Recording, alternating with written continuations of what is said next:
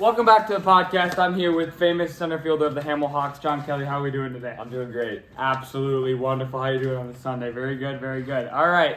So today we're here to talk about the Nicomachean Ethics of Aristotle. Great book. Would not recommend reading it. So just start things off. In his work, what does he define friendship as? Aristotle says that good and virtuous friendship is a relationship where people mutually like each other, do good things for one another, and share goals for the time they spend together.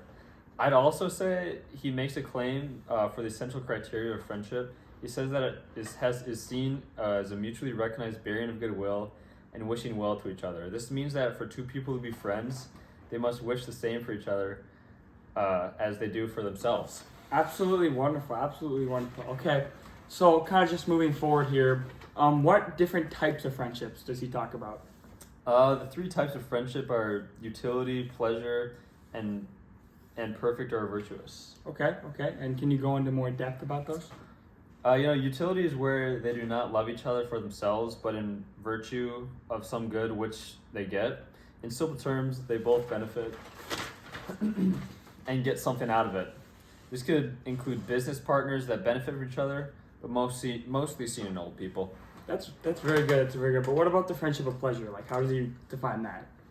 Friendship of pleasure is where they are not truly loving, but seek some sort of pleasure out of it.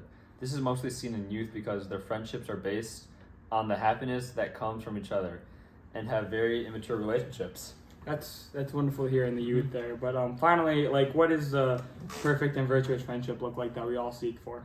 The perfect and virtuous friendship are men who are well in love and virtue, and who are well upon each other. They are virtuous, useful, and pleasurable, and are stable. That's wonderful. That's wonderful to hear. That's the friendship we all seek out in life. For sure. So what proof or quotes do you really got coming from this book that I can really believe you on this stance? I use the writing of Aristotle, especially in chapter 8.3. He says, and I quote, "And such a friendship is as might be expected permanent, since there meet in it all the qualities that friends should have.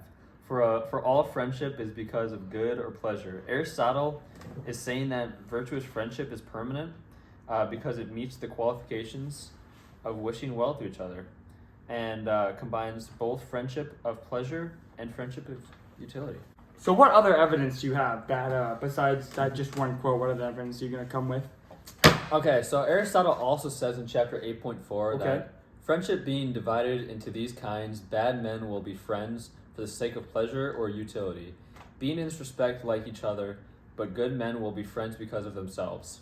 Okay. Basically, Aristotle is saying that bad men and friends without virtue, and it can only be a utility or pleasure, while men with virtue find friendship because of their own love. That's great factual evidence coming from Aristotle there. He was a really wise man. And it's great to hear things about him. But like, what interesting facts did you come to the podcast with today, more specifically from the book? Oh, from the book. Okay. Yeah, of course. So, well, there are many, but he says that friends need to live near each other. Also, they may delight and benefit from each other.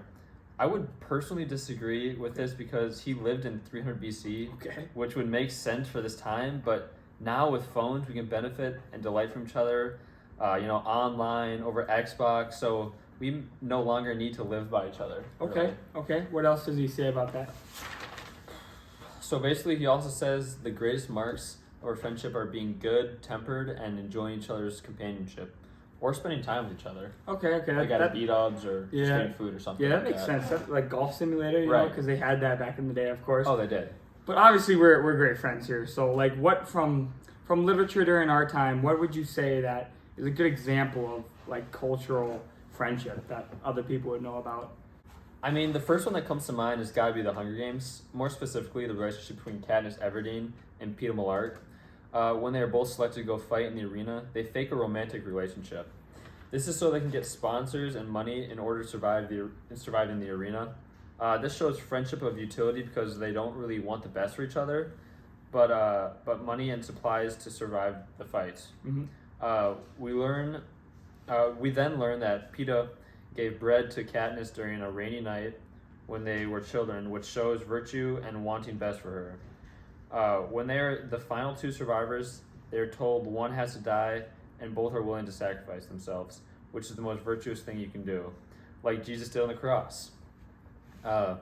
They both put the venomous berries in their mouth to sacrifice themselves, but the rule makers wanted a winner, so they let them both win. Makes sense. Makes sense. This is a great example of utility friendship becoming and perfect and virtuous friendship. That's wonderful to hear. You know, it is great to have you on the podcast on this lovely night. So I'd just like to say thank you for coming out today. I mean, it was a pleasure having you out here. And I'd like to thank you for having me here and inviting me into your home. Of course, dude. Of course.